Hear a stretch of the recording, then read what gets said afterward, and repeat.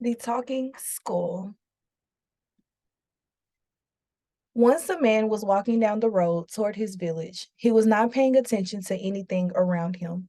This man considered himself a scholar of life. He was always deep in thought. He liked to think about important things. He did not put his mind to ordinary problems.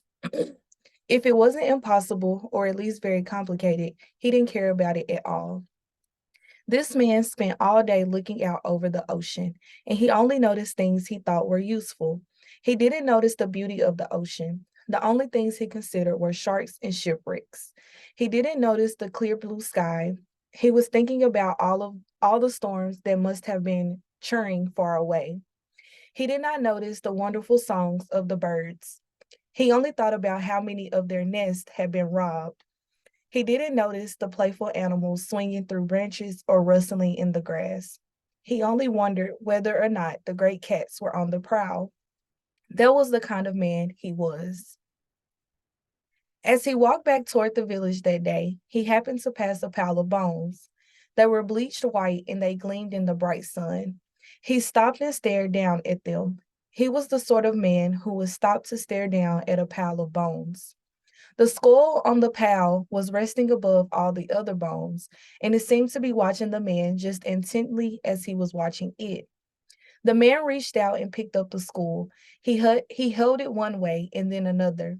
He looked gravely into the empty eye sockets and said, "What brought you here, brother?" "Talking," the skull replied, without much interest. The man was so shocked, he dropped the skull and jumped back. He watched the skull for a few minutes before he managed to stammer out, "You can talk." "Yes," said the skull. "Talking is very easy. All you have to do is open up your mouth and out it comes.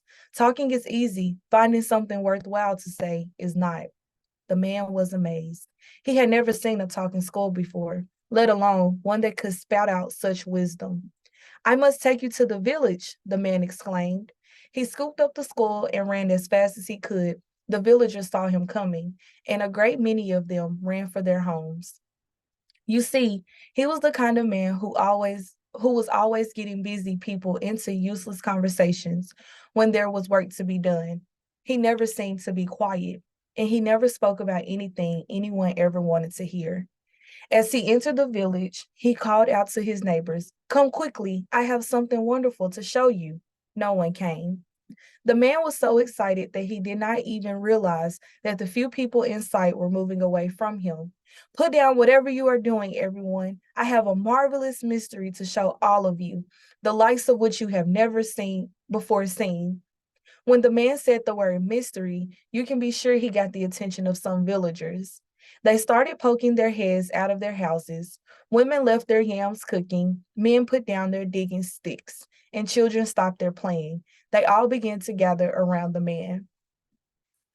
When he saw that he had everyone's attention, he drew out the skull. He could not have prepared himself for what happened next. Everyone stared at the skull for a moment. Then they all started yelling. "Mama, what is he doing?" cried a little boy. "How dare you bring that thing in here?" his mother howled, waving a spoon. "Somebody do something," said another, clutching her child. "Send him away," demanded a third mother. The men who still had gardening tools in their hands started waving them. "Move out of the way," yelled the man digging with the digging stick. "Somebody get the chief," said an old man holding his grandson's hand. There was so much commotion, the chief came to see what was happening. "What is going on?" the chief roared. He was a very orderly chief, and he did not like all of this yelling and brandishing of gardening tools in the middle of the village. All of the people were silent except one villager. He stood up and pointed to the man with the skull. "This man told us he had something to show us. Then he pulled out that awful skull. We thought he was trying to call the dark spirits to the village, and we were trying to stop him." "Oh," said the chief, eyeing the man with the skull. "And you were going to call the dark spirits to my village?" "Certainly not," the scholar declared, glad that the chief was there. He was sure the chief would understand his intellectual matter. "Then what are you doing?" the chief asked with curiosity.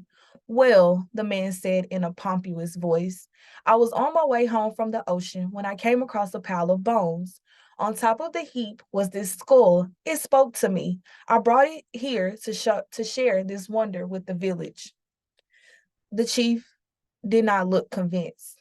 I'll show you, the man said, raising the skull so that it looked at the chief. Say something to the chief, he commanded. The skull said nothing. The chief frowned. Speak, the man said. I command you. The skull remained silent. One of the children laughed. Speak, he said. You must speak. The man started getting nervous. The skull said nothing. The man begged and pleaded with the skull. The skull remained silent. The people began to get angry again, and the chief got angry right along with them. You are always a troublemaker in my village, and now you come here with this nonsense? The chief and the people had had enough. They took the skull from the man, found the mound of bones he had taken it from, and put it back there. That very day, the villagers had a meeting with the chief and decided to throw the man out of their village. They watched him collect his few belongings and said to him, since you found that skull so much company, why don't you go live with it? The man stormed out of the village and down the road to the pile of bones. He picked up the skull. Before he could get out one word out of his mouth, the skull said, sorry about that. What? Now you talk? That is not going to do me much good. Why didn't you say something back in the village? I told you, the skull replied. It is easy to talk. It is not always easy to find something worthwhile to say. You are absolutely unpleasant, the man screamed. I don't know what trouble you caused that brought you to this sorry state, but you deserve everything you got. I already told you what got me into trouble, the skull replied, talking, same as you. So now at this time, you are going to work on coming up with an ending to this story that you just heard.